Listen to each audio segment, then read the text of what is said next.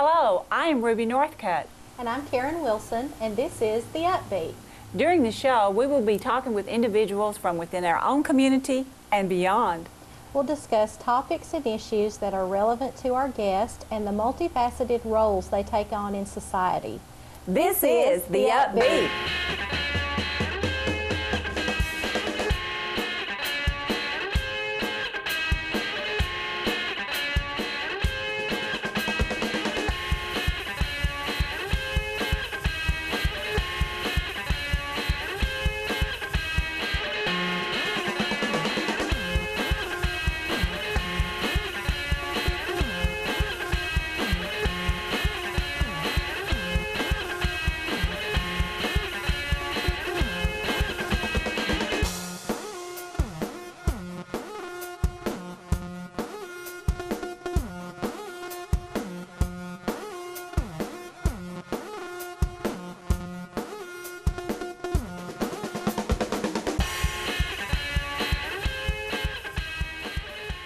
I'm Ruby Northcutt, and this is the Up Beat. I'm your host, and we're excited today because we have some very special guests today. We have some wonderful volunteers, but especially our Executive Director of the McMinnville American Red Cross Chapter, Kathy Nesmith. Welcome to the show. Thank you.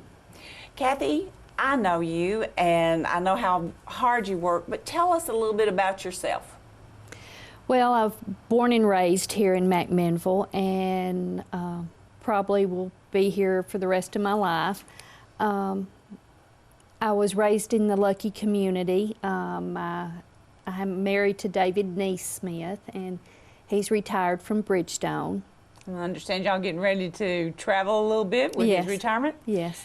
Okay, I want you to tell me about your responsibilities at the American Red Cross Chapter. Now, the American Red Cross Chapter is a very important part of the quality of life of McMinnville and Warren County, and you are a very important part of that chapter. What do you do as Executive Director? Well, I just manage the chapter. It could not run without volunteers. It takes a lot of people in order to keep a chapter going. Our main focus is disaster relief and military services to our soldiers. So that's just keeping that organized and making sure we have people there when the need is there. Okay, I understand that you work with major disasters like tornadoes. Mm-hmm. I know that most of us recognize the American Red Cross as giving blood. That is a very important part of the American Red Cross, but that's just one part. Right. Whenever there is something that happens, a crisis such as a tornado, earthquake, hurricane, mm-hmm. and maybe I read even a heart attack, you've had people that you've helped in that situation? Oh yeah, of course CPR is very vital in life-saving skills. But people really do not realize that when there's a hurricane in other places, it affects us here as well, because there's family has to leave those areas. They come up and around this area, and we supply support to them. We even shelter them. In Tullahoma, we had shelters set up during Katrina, and our volunteers went there to help, and people were coming in for help during that time. So it's just not it's just not here locally, but you know. You have an outreach in all areas. Yeah. And now I understand that you not just cover Warren County, but you have additional counties that you've taken over as director, and that is which counties? DeKalb, White, Van Buren. So you cover quite a bit of an area just for you to monitor and mobilize people as things happen. Now you also cover such things as fires. Now we know all about that, I know that personally, but tell me a little bit about what happens when there's a fire. Well, of course, we get the call that our support is needed. If it's a business fire, we do feeding for the emergency crews. If it's a house fire, we help the clients or the victims of that house fire with food, clothing, and shelter. We make sure their needs or immediate needs are met. One of the other things is the major swimming lessons that you all offer. and that's been around quite a few times, and we associate that, I guess, with the blood drives that we have and the swimming lessons. But you also had quite a bit of an experience when 911 hit. Would you share that information with us and what your experience was there? Well, the day it hit, I had no clue that I would be called. It never once entered my mind, because we help on house fires, you know, we do sheltering. That was a surprise to me that the call came out that my services was needed. At the time, I was a disaster volunteer. I went for 3 weeks, and my job was to help those people that lived and worked around the Ground Zero area. Now, when we volunteer, we have to, especially Red Cross, there's a certain amount of training that goes into volunteer training when they come to you and want to volunteer. Now, let's get out where you are. You're located at? We're located at 203 West Main, and it's on the 3rd floor from the back of the building. It's the old medical clinic. Our phone number is 473-2595. And we have a Facebook page, but if you look on the internet, you go to the National Red Cross website or the Nashville chapter website, there's links that we can get to you and get information. That you can. Okay, that sounds great. I know a lot of good volunteers, and I know all the other things that you do. You're not just the executive director, but you have a lot of other things that you do. You also volunteer yourself in certain situations. Now, you've been a volunteer since when?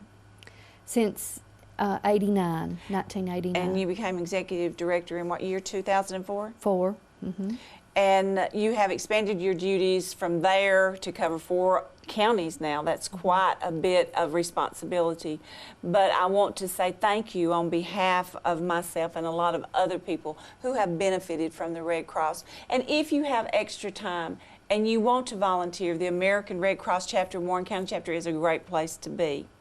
And I want to also add that whenever you stated something, I wanted to make sure I read this because I wanted to make sure it was correct. The American Red Cross empowers ordinary people to perform extraordinary acts in emergency situations.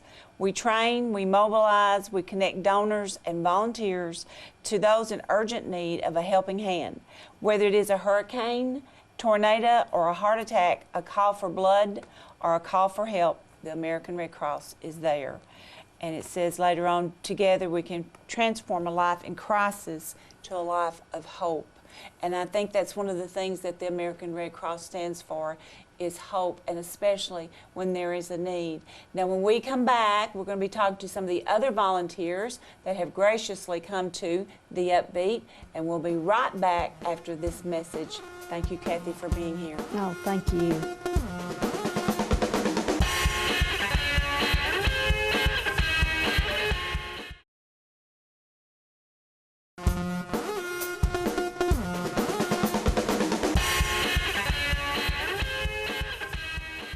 We are back. This is The Upbeat. I'm Ruby Northcutt, your host, and with me we have Miss Robyn Kirby. And she is a volunteer with the American Red Cross, and we were talking about volunteerism earlier with the American Red Cross with the Executive Director, Kathy Nesmith, and Robyn has graciously appeared here with us on The Upbeat. Now, Robyn, I know that you are a teacher. Yes, ma'am. Share some of your information about teaching. Well, I taught for 4 years at Eastside. I had a middle school grade. They were 7th and 8th graders, and I loved them. I taught science. It was just the best subject. So you went to Tech? Yeah, I went to Tennessee Tech. And you're a native Warren County in here? I am, born and raised in McMinnville.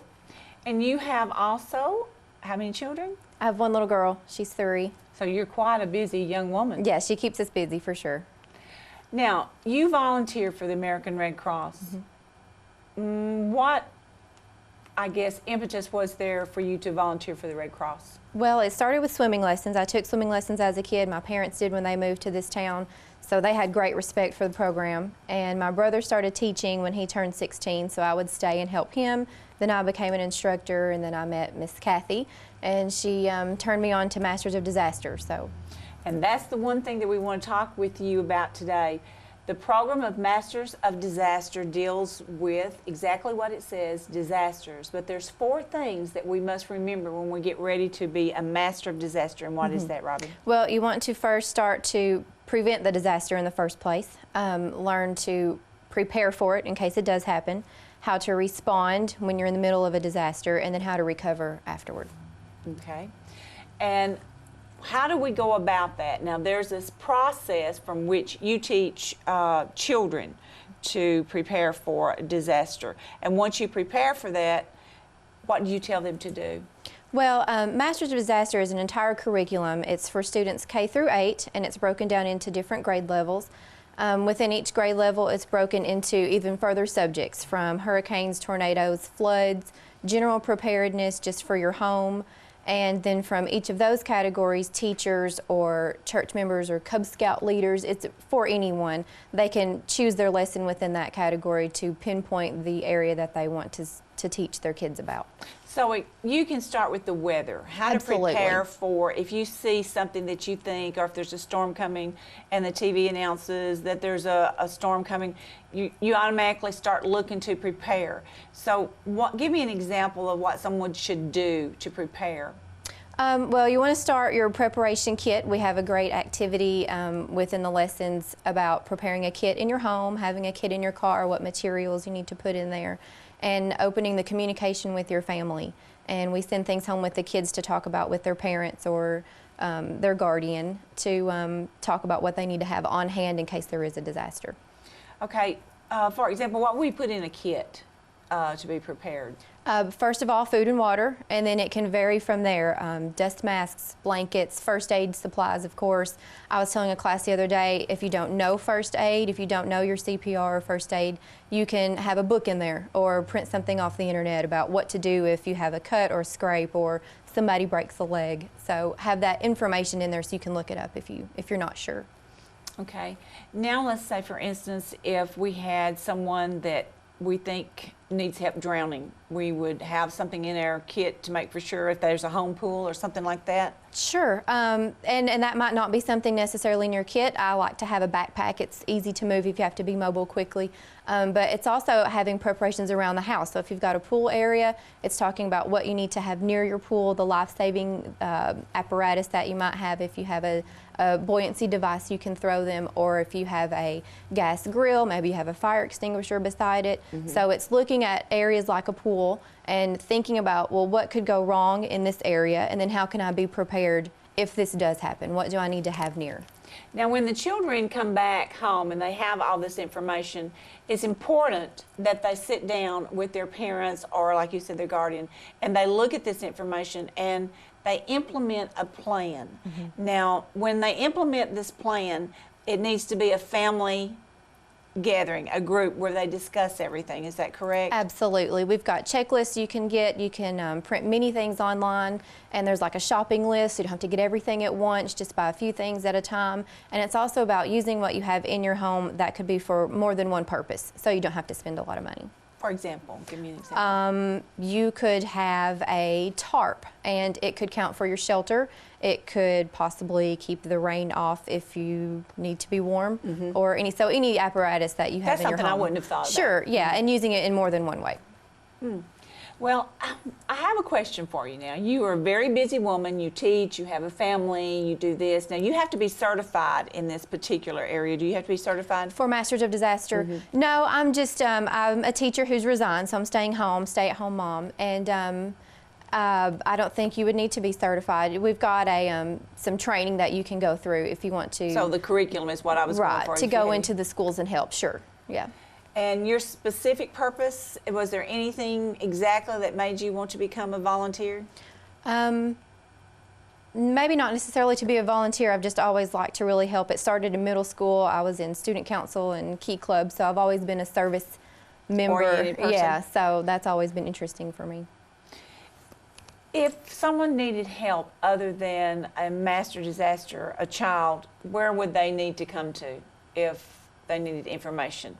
Well, they can call the Red Cross. Kathy's always available. She gave her number earlier, and there's a lot of information online too if you're looking for information to put in your kit or how to be prepared in a certain disaster. A lot of that is online. I think that's very important, that if we do have something and information, that we can go online, excuse me, and you can get all the information, the training, the curriculum, anything that's pertaining to like a tornado, a major storm, if there's wind damage, if there's flooding. Now, I think a little bit later on we're going to talk about some of those things with our next guest that's coming up, Mr. Kim Barrett. He is also a volunteer. He's going to come in and sit down and talk with us and tell us some more information. But when you do Masters of Disasters, do you just stay within the school system, or do you go someplace else and teach Masters of Disasters? Well, it can be anyone who wants to contact us. We can come to the school or whatever area is asking for our help. We can come out and teach a lesson or a lesson over a few days, or they are more than welcome to take the material themselves and do what they like. It's set up in a form where it can be used in a consecutive order, or you can just pick and choose what you'd like. It's everything from the science of why a storm happens. Tell us a little and bit what about to look that, for. the science of... There was a great activity in the 3rd through 5 category about clouds, so it hits the state standards, which teachers appreciate that we have to teach anyway. And then it also puts the spin on being prepared if it does happen. But there was a great lesson on looking at the clouds, what weather you can expect to happen if the clouds look like this, what's going to happen, and then so you can take it as far as you want to, or you can do as little as you'd like. This is also open to parents. That's why you have it online, and we encourage all parents to look at this website. And do you have the name of that website? It's just a national website for the American Red Cross? Yeah, if you go to redcross.org, you can Google, or in the little search bar, you can look for Masters of Disasters Educator Kit. All right. Sounds great. We appreciate all the work that you do, Robyn. Thank you. And please come back to be with us and give us another update on Masters of Disasters. Don't go away. I'm Ruby Northcutt, and this is the Upbeat. We'll be right back.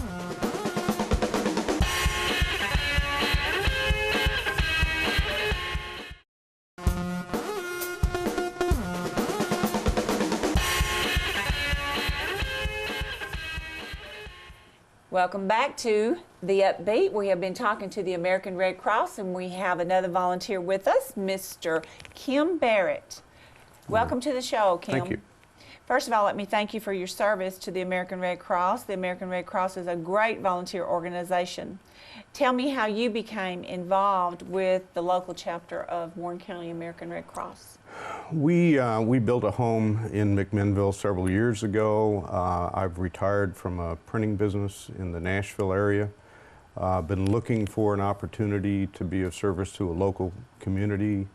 And I knew someone in Nashville who had worked in the disaster services area, got me interested, and I just walked into the office one day and volunteered. Wow, we need more people like you. Yes. And that's something I want to encourage, is that we need more American Red Cross volunteers. I think Ms. Nesmith talked about that a little bit, but if you're out there and you want to volunteer, we want to make sure that you get in touch with them. Would you repeat again how you can get in touch to be a volunteer at the American Red Cross? They can call the numbers, the number that Kathy gave earlier for the Red Cross office. You can actually go through the Red Cross website and actually fill out information, but the best is to call into the office. And have access. Yes. Should be happy to help you. Okay, let's talk about your specific role. Now, you drive an emergency vehicle. Will you talk to me about that experience? There are a number of things that we do in the disaster services area, and what you referenced is one thing that I'm qualified to do. We have emergency response vehicles. That's called the IRV. I had talked to Ms. Nesmith. It's called an IRV. And most people have probably seen one or seen something like it. The small emergency ambulances look very much like a Red Cross IRV. It's a feeding truck, and they are stationed, they're pre-positioned around the country when we have national disasters, large-scale disasters. They are brought into an area. We drove one up to Pennsylvania last month for the floods and performed feeding functions. Tell me about that experience. I know that they had a very difficult time there with a lot of flooding, and you took this vehicle there and you volunteered. And did you go? I think we had something in a conversation earlier about teams. Two people drive an IRV. We dispatched one out of Nashville, and I was one of two people in one of those vehicles. We drove up on site. There were a number of affected neighborhoods and communities in the Wilkes-Barre area of Pennsylvania, and we went at it every day and provided 2 meals a day into the affected communities. You can't volunteer and not be somewhat affected by what you see while you're doing and helping people. Sure. You shared an experience that I don't think a lot of people understand, that when you're in a volunteer situation that you may see that others may not see, about feeding someone. Would you share that story with us? When we go into a neighborhood, particularly for the first time, we make a lot of noise. We have a public address system, let everybody know we're there, and we start feeding hot meals directly out of the truck. Initially, we find people can be a little reluctant to come out. They feel like, even though they've gone through a very tough time, that we should reserve those things for other people in need. But that's not the case. We're there to serve everyone. And we just find the gratitude is pretty overwhelming. People who have lost the ability to cook within their homes, they've lost heating in that particular case in Pennsylvania. They're just grateful that there's somebody there serving a hot meal. And I think that sometimes they forget other people that are in homes that are a little reluctant, like you said, to come and let the Red Cross feed them. But if they're in that situation, they live within that zone, they're welcome to come to you all and receive a meal. Right? Everyone that is in those communities. And that's something that sometimes people don't understand, that Sure. simply because they're sitting there with their lights out, they've got flood damage or they've got storm damage, that they might not come to you. The Red Cross does not charge for any of its services. We're there with meals, and it's our object to get them to serve that group. Whether they think they need it or not, we're there for them. What is the flooding one of the worst disasters that you have volunteered for? The flooding was pretty devastating to the people there, but visibly when you go into an area 2 or 3 days after a flood, after the waters have receded, it's very hard to even see the damage. But if you go into one of these homes, their basements have been full of water, they've maybe flooded up into the first level of a house. Yeah, it's a terrible situation for a family to come back to. I also worked in a national disaster with the Alabama, Chattanooga hurricanes or tornadoes that came through in April, I believe it was. We were going to get to that, and how did that proceed? Well, you mean from a volunteer standpoint? Right. It was a national disaster, and they put out the word nationally for people in certain disciplines that they need. I went in to do damage assessment, and we worked primarily in the Cleveland area in Bradley County, and there visibly it's a remarkable, terrible scene. We've all seen those pictures, but 9 people were killed in Bradley County, and many homes were absolutely, totally leveled. So it's a different, visually it's a different situation, but you still have the families affected very much the same way. They've lost their homes.